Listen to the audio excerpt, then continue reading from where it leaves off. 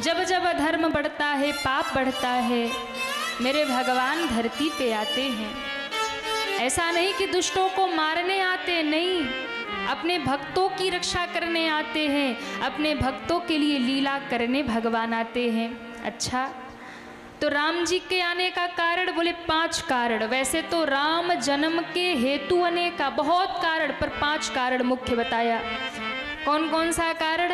पहला बताया, भगवान के 2 द्वारपाल जय और विजय, श्राप लगा राक्षस बनने का, और उनके उद्धार के लिए भगवान को धरती पे आना पड़ा।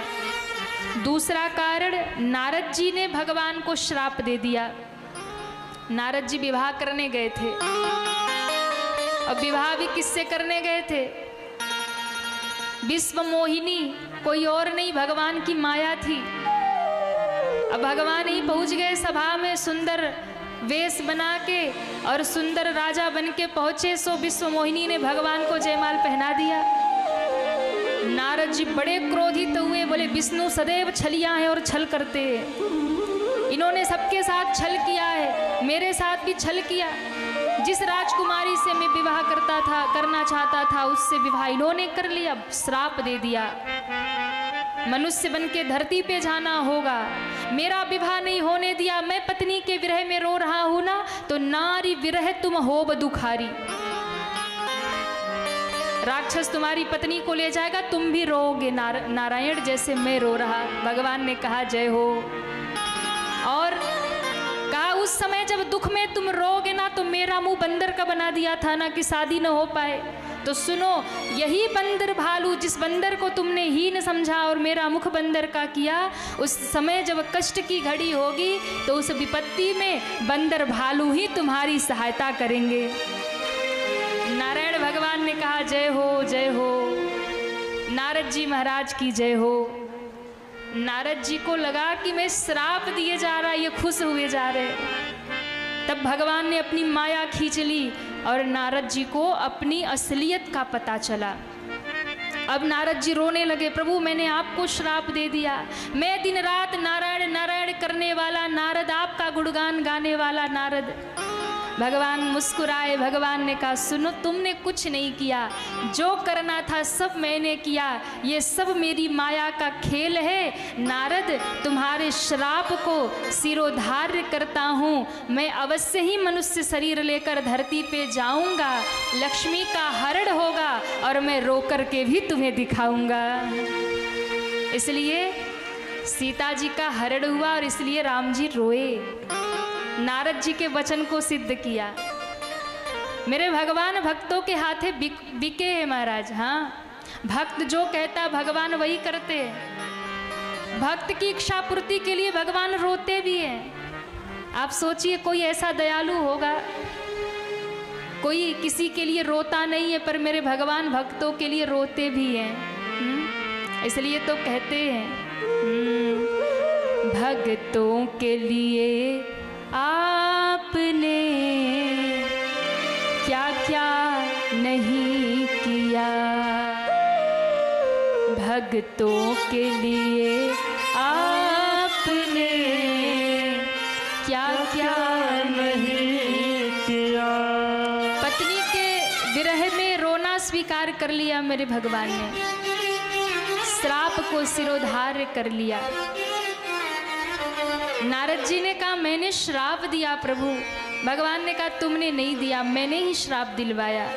अभिमान आ गया था तुम्हारे भीतर, उसे नष्ट करना था, और उस श्राप को शिरोधार्य। भगवान ने कहा मुझे स्वीकार है नारद।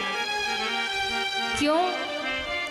जो रोज रोज मिठाई खिलाता हो, रोज रोज मीठा खिलाता हो, एक आध दिन नमकीन खिला दे तो खा लेना चाहिए। कभी तीखा खिला दे तो फिर उलाहना नहीं देना चाहिए, तीखा खिला दिया। रोज मीठा देता है, एक दिन तीखा खा लो। भगवान ने कहा स्तुति तो रोज सुनता हूँ, प्रार्थना रोज सुनता हूँ, आरती रोज सुनता हूँ। नारद, कभी कभी तुम जैसे भक्तों के मुख से श्राप और गाली भी सुन के मुझे आनंद आता है। कभी कभी भक्त की गाली भी भगवान को अच्छी लगती है, और कभी कभी प्रार्थना से नहीं रीझते, कभी कभी गाली से ही रीझ जाते हैं। नरसिंह जी ना एक बार बहुत खींच गए, और जब बहुत खींच गए तो भगवान को गाली देना शुरू किया। अब जैसे ही गाली देना शुरू किया, उल्टा सीधा बोलना शुरू किया, भगवान प्रकट हो गए। नरसिंह जी ने कहा कि मैं 4 घंटे से भजन गा रहा था, प्रेम से बुला रहा था, तब नहीं आए। जैसे ही गाली सुनाया वैसे ही प्रकट हो गए। पहले ही बता देते कि तुम गाली से रीझते हो तो मैं स्तुति क्यों गाता, गाली ही गाता। भगवान कब रीझ जाए कोई भरोसा नहीं महाराज। हाँ, नारद जी के ऊपर श्राप लेकर रीझ गए। तीसरा कारण बताया सती वृंदा का श्राप। सती वृंदा ये कौन है? ये तुलसी महारानी है। सती वृंदा की कथा बड़ी अद्भुत है महाराज। सती वृंदा जिसके पति का नाम था जलंधर, बड़ा बलशाली था, और कहते इतना बलशाली था कि इसने सारे देवताओं को जीत लिया। सारे देवताओं ने इससे युद्ध किया पर कोई इसे जीत नहीं पाया। बाबा कहते हैं कल्प एक सुर देखी दुखारे, समर जलंधर सन सब हारे। सब हार गए, क्यों? परम सती असुराधिप नारी, तेहि बल ताहि न जितेहि पुरारी। इसकी पत्नी जो थी वृंदा बड़ी पतिव्रता थी, और उस व्रत के कारण, पातिव्रत धर्म के कारण कोई उसे परास्त नहीं कर पाया। यहाँ तक कि शंकर भगवान ने बहुत दिनों तक युद्ध किया। शंभु किन्ह संग्राम अपारा, अपार संग्राम किया। किसने? देवाधिदेव महादेव ने, जो महाकाल हैं। लेकिन शंकर भगवान भी उसको जीत नहीं पाए। असुर महाबल, मर ही न मारा, बहुत बलशाली है और पत्नी धर्म मार्ग पर है, इसलिए कोई मार नहीं पा रहा। तब भगवान ने जाकर के नारायण भगवान से कहा कि देखो इस असुर को मैं मार देता, पर इसके पीछे एक सती का बल है। परम सती असुराधिप नारी, तेहि बल ताहि न जितहि पुरारी। शिवजी जीत नहीं पा रहे, इतना बलशाली। और बलशाली क्या है? बोले उसकी पत्नी पतिव्रता है। माताओं के पातिव्रत में बहुत शक्ति होती है महाराज। जो माताएं पतिव्रता होती हैं, उन माताओं के पास इतनी शक्ति है कि देवता तो क्या, भगवान भी उनसे भय खाते हैं, भगवान भी उनके सामने खड़े नहीं हो पाते हैं। ये पतिव्रता नारी की शक्ति है कि भगवान भी भय खाते हैं। ये परम सती है। तो कहा अब इनका तप भंग होगा तभी ये मरेगा। तो नारायण भगवान छलिया हैं। कहा आप सती वृंदा का तप भंग करिए, तब ये मारा जाएगा। शंकर भगवान ने कहा मैं इसे मार दूंगा जब सती वृंदा का तप भंग होगा। जलंधर युद्ध करने आया और भगवान नारायण ने जलंधर का रूप बनाया और पहुंच गए महल में। इधर युद्ध चल रहा है भगवान शंकर से, और इधर जलंधर का रूप धर लिया नारायण भगवान ने। पहुंच गए वृंदा के भवन में। जय जयकार होने लगी जलंधर का कि महाराज युद्ध करके लौट आए। वृंदा को सुनाई पड़ा मेरे स्वामी आ रहे। दीप जलाया और दीप जला करके आरती करने के लिए द्वार पे खड़ी हो गई। सती वृंदा ने जलंधर को एक माला पहना रखी थी पुष्पों की, और कहा देखो ये साधारण माला नहीं है, ये मेरे पातिव्रत धर्म की निशानी है। ये माला जब तक आपके गले में रहेगी, आपको कोई भी संसार में जीत नहीं सकता। स्वयं देवादिदेव महादेव महाकाल भी सामने आ जाए तो आपका कुछ बिगाड़ नहीं सकते, क्योंकि ये मेरे पातिव्रत धर्म का प्रतीक है। ये माला कभी मुरझाएगी नहीं जब तक मेरा पातिव्रत खंडित नहीं होगा। वही माला पहन के युद्ध कर रहा था। अब सती वृंदा को लगा कि मेरे स्वामी आ गए और द्वार पे खड़ी थी, पर जलंधर की जगह भगवान आए। सती वृंदा ने आरती उतारी और इस भाव से भगवान के चरण छुए कि ये मेरा पति है, पति भाव से। और जब पति भावना कर ली तो ये पति तो जलंधर तो था नहीं, ये तो भगवान थे। और जब अब भगवान तो है पर पुरुष को तो पति भाव से देखा। एक साधारण भाषा में कही जाए तो जैसे ही महाराज प्रणाम किया, पति मान करके प्रणाम किया, और कहते हैं उसी समय माला कुंभला गई। और माला जब कुंभलाई तो युद्ध करते हुए महादेव समझ गए कि पातिव्रत खंडित हो गया।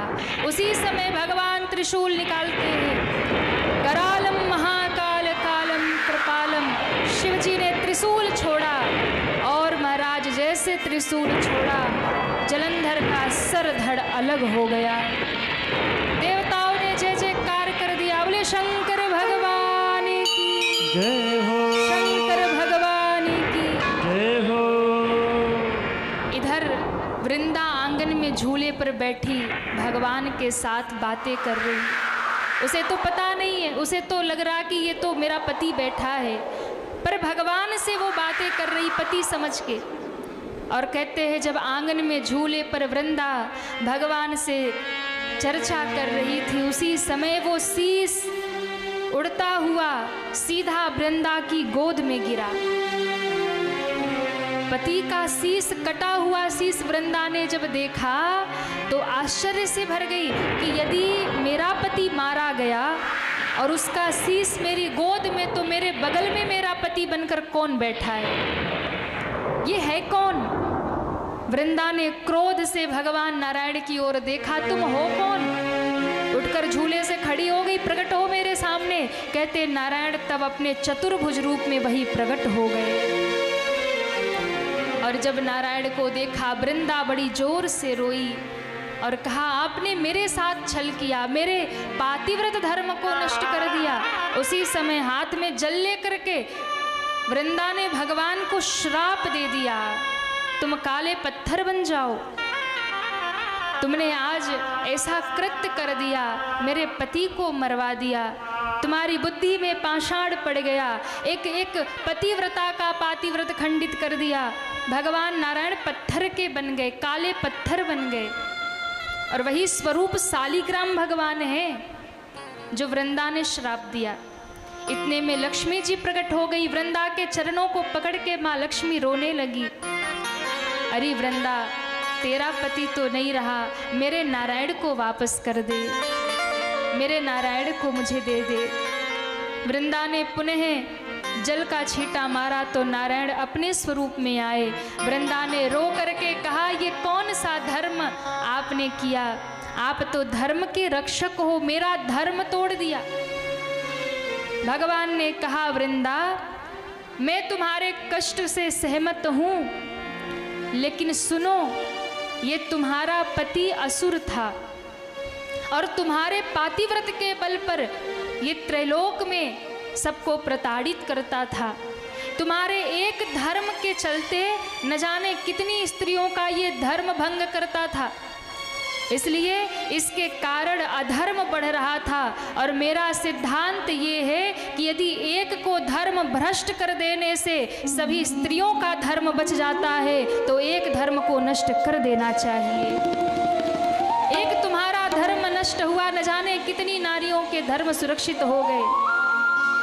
वृंदा ने रोते हुए उसी समय चिता बनाई, बैठ गई पति के शीश को लेकर के। भगवान देख रहे हैं, माँ लक्ष्मी खड़ी है, देवता खड़े देख रहे हैं। वृंदा जलने को तैयार हुई और जलते जलते श्राप दे दिया भगवान को, सुनो यही मेरा पति पुनः राक्षस रावण बनेगा। और जब रावण बनेगा तो जैसे आपने मेरे साथ छल किया ना, ये फिर आपके साथ छल करेगा, बदला लेगा। क्या छल करेगा?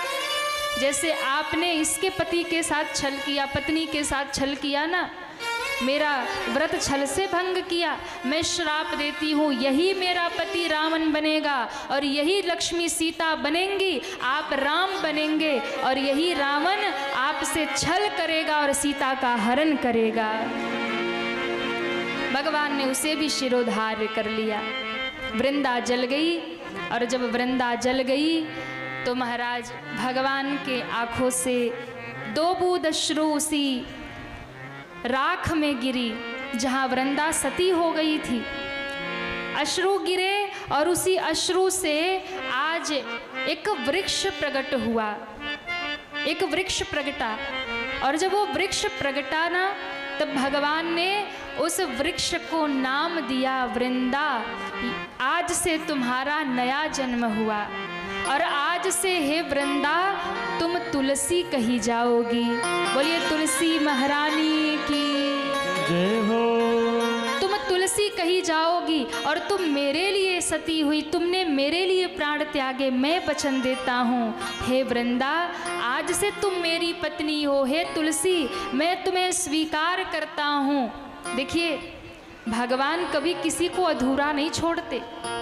भगवान ने कहा तुमने पति भाव से मुझे देखा था, तुमने पति भाव से मेरी आरती उतारी, तुमने पति भाव से मुझे प्रणाम किया था, तो मैं नारायण तुम्हें स्वीकार करता हूँ, जगत का पति मैं हूँ। इसलिए हे तुलसी आज से मैं तुम्हारा भी पति हो गया हूँ। और जो स्वरूप मेरा शालीग्राम का बना है हे वृंदा हे तुलसी, कार्तिक महीने में 1 माह तक हे वृंदा उसी शालीग्राम रूप में मैं तेरी छाया में विश्राम करूंगा और जो भी तुलसी का पूजन करेगा मैं उसे संसार के सारे सुखों को प्रदान करके अपना लोक दे दूंगा। इसलिए तुलसी की बहुत महिमा है। ये वृंदा, ये तुलसी, ये कोई तुलसी महारानी कोई साधारण नहीं है महाराज। जिसके द्वार पर तुलसी का बिरवा हो, जिसके आंगन में तुलसी का बगीचा हो, उसे तीर्थ जाने की जरूरत नहीं है, सारे तीर्थ उसके आंगन में ही विराजमान है। जिसके आंगन में तुलसी हो, जिसके द्वार पर तुलसी का बिरवा हो, उस घर में कभी यमराज प्रवेश नहीं करते। जिस द्वार पे तुलसी महारानी विराजमान होती है, कभी उस घर में यमराज प्रवेश नहीं करते। जिसके गले में तुलसी की कंठी पड़ी हो, यमराज कभी उसे छू नहीं सकते, वो कभी यमलोक नहीं जाता। किसी भी व्यक्ति की जीव की मृत्यु हो जाए और उसके मुख में यदि तुलसी दल डाल दिया जाए, उसकी चिता पर तुलसी की सूखी लकड़ियां रख दी जाए, या उसके गले में यदि तुलसी की कंठी पड़ी हो, तो महाराज वो कभी भी यमलोक का यमद्वार नहीं देखता है, वो सीधा बैकुंठ चला जाता है। भगवान नारायण ने वचन दिया, वृंदा तेरे बिना तो मैं जल भी ग्रहण नहीं करूं, हे तुलसी तेरे बिना मैं भोग नहीं लगाऊंगा। आपके घर में ठाकुर जी होंगे, अपने घर में विराजमान ठाकुर जी को आप 56 भोग लगाओ, रबड़ी रख दो, रसगुल्ला रख दो, जो जी में आए आप रख दो। यहाँ छपरा में क्या फेमस है? छपरा की कोई क्या फेमस है? कुछ फेमस है कि बस सब कुछ खा लेते हैं? है क्या कुछ? लिट्टी चोखा, वाह वाह वाह वाह, क्या बात है, बढ़िया लिट्टी चोखा। हाँ क्या? अच्छा सत्तू, वाह। हाँ तो बढ़िया लिट्टी चोखा बनाओ, दाल बाटी बनाओ, सत्तू बनाओ, रबड़ी बनाओ, रसगुल्ला बनाओ, रखो ठाकुर जी के सामने। मेरे ठाकुर जी देखेंगे भी नहीं देखेंगे। 56 भोग रख दो, नहीं देखेंगे। जब तक एक तुलसी का पत्ता ना पड़ जाए भगवान स्वीकार नहीं करेंगे। लेकिन उस थाली में यदि आप तुलसी दल समर्पित कर देंगे, तुलसी डाल देंगे, तो तुलसी देखते ही मेरे भगवान प्रसन्न होते हैं और भोग को स्वीकार कर लेते हैं महाराज। तुलसी देखकर भगवान प्रसन्न हो जाते हैं। अब सोचिए कि जब तुलसी के बिना भगवान भोग नहीं लगाते, भोजन नहीं स्वीकार करते, जल नहीं स्वीकार करते, तो बिना तुलसी महारानी की सहारा के ठाकुर जी इस शरीर को स्वीकारेंगे क्या? हमको और आपको स्वीकारेंगे क्या? नहीं स्वीकारेंगे। तुलसी का अर्थ है भक्ति। जब तक जीवन में भक्ति नहीं आएगी, जब तक जीवन में सती वृंदा तुलसी नहीं आएंगी, तब तक नारायण स्वीकारने वाले नहीं हैं, नहीं स्वीकारेंगे। इसलिए तुलसी की बड़ी महिमा है महाराज। आपके घर में तुलसी का पौधा हो, किसके किसके घर में तुलसी महारानी है? वाह, ताली बजाओ एक बार अपने लिए, सब भगत है। नहीं तो आजकल जमाना थोड़ा मॉडर्न हो गया। आजकल घर में लोग तुलसी नहीं लगाते, आजकल मनी प्लांट लगाते। हाँ, मनी प्लांट का जमाना आ गया। यदि आप सनातनी हैं, यदि आप हिंदू हैं, तो आपके आंगन में तुलसी का बिरवा होना चाहिए। आपके आंगन में तुलसी हो, आपके द्वार पर गाय होनी चाहिए। पर सबसे मुश्किल की बात यह है ना कि द्वार पे बड़ी बड़ी लग्जरी गाड़ियां खड़ी हो जाती हैं, कुत्ते भी आ जाते हैं, पर गौ माता के लिए कोई जगह नहीं होती। आज दुर्भाग्य भारत का इसीलिए है, दुर्भाग्य इसीलिए है कि घर में हम कुत्ते पाल लेते हैं पर गौ माता नहीं पाली जाती। पर यदि आप सच्चे सनातनी हैं, सच्चे हिंदू हैं, तो भैया हिंदू की पहचान है आपके आंगन में तुलसी का बिरवा हो और आपके द्वार पर रंभाती हुई गाय हो।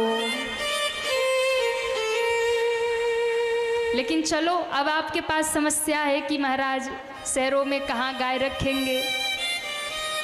तो कोई बात नहीं, अगर आपको गाय नहीं रखनी है तो आप किसी गौशाले में जाके उसकी सेवा करिए। एक गाय को गोद ले लीजिए, उसका खर्चा उठाइए, उससे एक गऊ का पोषण भी होगा और आपको गऊ पालन का भी फल मिल जाएगा और आपसे नारायण प्रसन्न भी हो जाएंगे।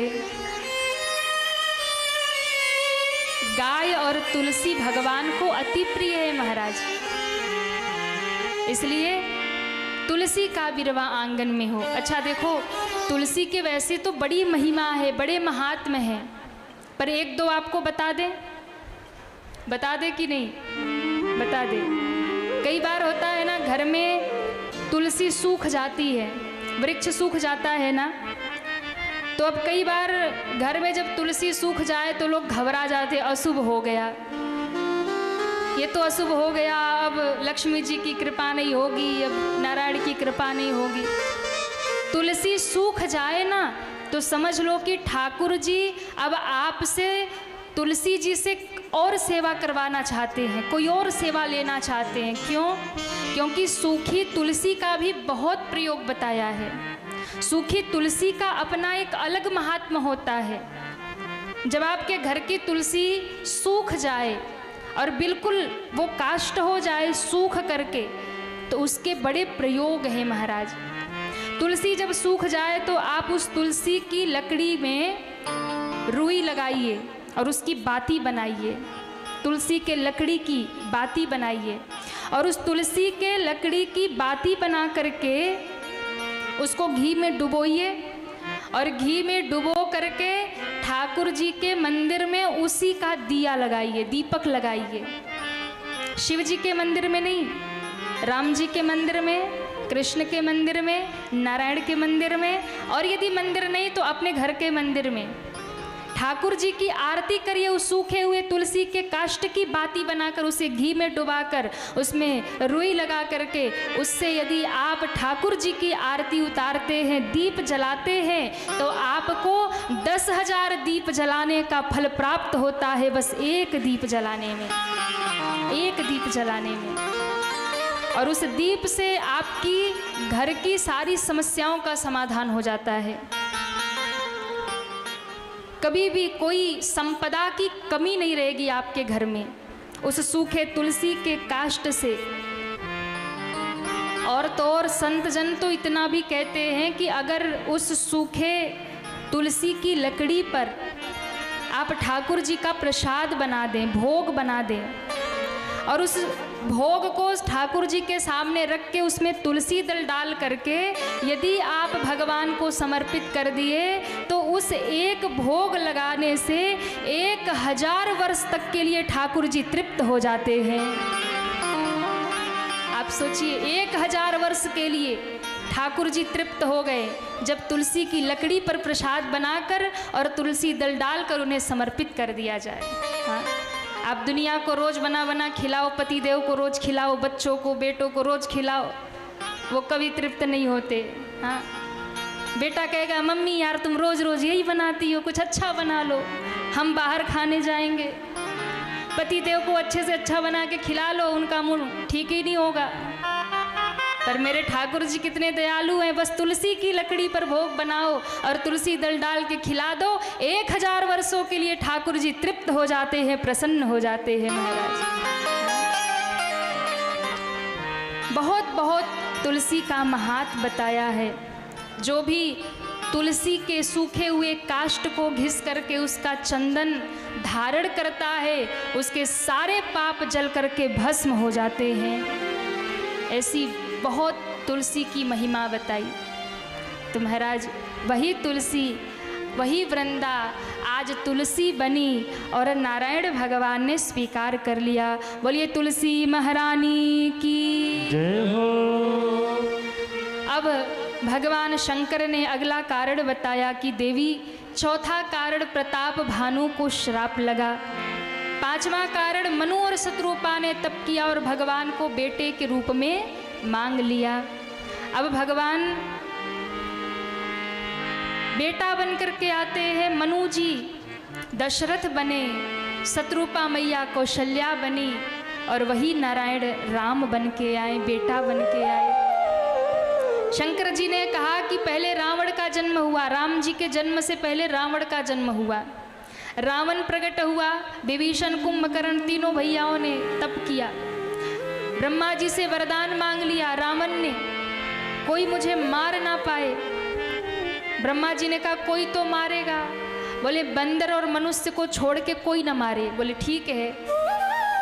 वरदान लेकर के धरती पे रावण का पाप बढ़ा, और जब धरती पे रावण का पाप बढ़ा तो कहते हैं उसी समय सारे देवताओं ने, माँ पृथ्वी ने भगवान से प्रार्थना किया, भगवान ने आकाशवाणी किया, चिंता मत करो मैं जल्द ही अवतार धारण करूँगा। आकाशवाणी सुनकर देवता धरती पे जहाँ तहाँ प्रकट होने लगे। अब भगवान के आने का समय है और गोस्वामी जी दर्शन करा रहे हैं अयोध्या धाम का। कितने लोगों को रामलला का दर्शन करना है? उठाइए दोनों हाथ। वाह, अयोध्या चलना है? जो हाथ नहीं उठा रहे उनको नहीं ले जाएंगे, उनको यही छपरा में छोड़ जाएंगे। बोले अयोध्या धाम की जय हो। बाबा दर्शन करा रहे हैं अयोध्या धाम का, उस अयोध्या का जिस अयोध्या में राम जी प्रकट हुए, जहाँ सरजू का किनारा है, और उस अयोध्या धाम का जो राम जी का गांव है। कौन कौन चलेगा राम जी के गांव में? वाह, अयोध्या नगरी राम जी को अति प्रिय है, अति प्रिय मोही यहाँ के वासी, भगवान खुद कहते। आइए ऐसे अयोध्या धाम में चले जहाँ राम जी प्रकट होने वाले। बोलिए अयोध्या धाम की जय हो। सरजू मैया की जय हो।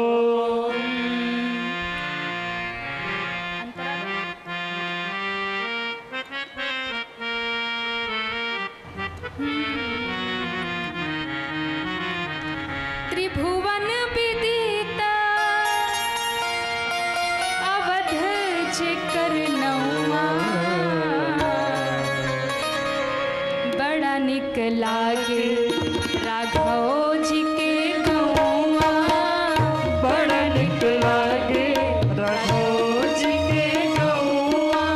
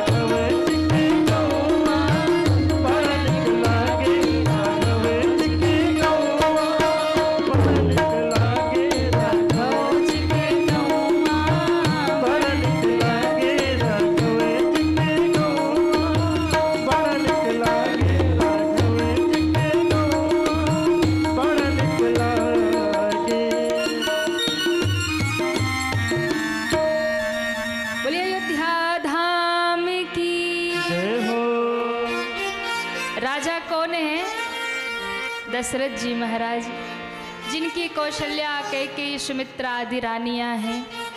दशरथ जी के जीवन में कोई कमी नहीं, पर एक कमी ये चौथापन आ गया, कोई बेटा नहीं है। एक दिन बड़ा दशरथ जी को मन में दुख हुआ कि मेरे पास पुत्र नहीं है।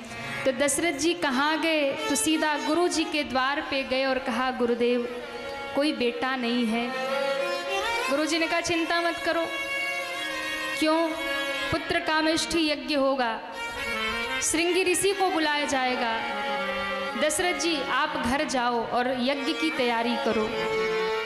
यज्ञ की तैयारी हुई और कहते हैं उसी समय यज्ञ की आहुति डाली गई। अग्नि नारायण भगवान प्रकट होते हैं। बोलिए अग्नि नारायण भगवान की जय हो। प्रसाद दिया, रानियों ने ग्रहण किया और उसी प्रसाद के प्रभाव से भगवान माँ के अंक में आ गए। और बाबा कहते हैं धीरे धीरे समय बीता और चैत का पावन महीना आ गया, नवमी की तिथि, और गोस्वामी जी कहते हैं भगवान के प्रकट होने का समय दोपहर का समय है, चैत का महीना है, मंगलवार का दिन है, जोग लगन ग्रह बार तिथि, सकल भय अनुकूल, राम जी प्रकट होने वाले हैं। कितने लोग चाहते राम जी प्रकट हो जाए? सब चाहते? सावधान हो जाओ छपरा वाले, भगवान राम प्रकट होने वाले हैं। मैया कौशल्या के भवन में देवता प्रकट हो गए और देवताओं ने प्रकट होकर के भगवान की स्तुति गाई। सुर समूह विनती करी, पहुँचे निज निज धाम। जैसे ही देवता स्तुति करके अपने अपने धाम को गए, घड़ी में दोपहर के 12 बजा, मैया कौशल्या के भवन में चतुर्भुज नारायण भगवान प्रकट हो गए। बोलिए नारायण भगवान की जय हो, नारायण भगवान की जय हो। भगवान प्रकट हुए, मैया कौशल्या ने भगवान का विराट स्वरूप देखा, दोनों हाथ जोड़ा और माँ ने स्तुति गाना शुरू कर दिया। भय प्रगट कृपाला दीन दयाला,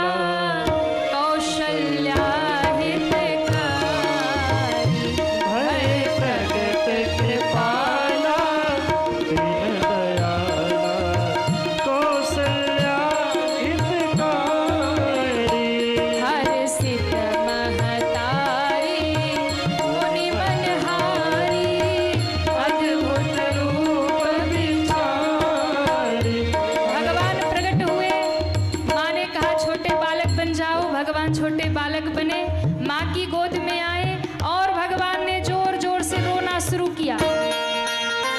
जैसे ही भगवान रोए, दासियों ने सुना महारानी जी के भवन में लाला रो रहा, दौड़ी लाला का दर्शन किया, दौड़ी महाराज दशरथ के पास, बधाई हो।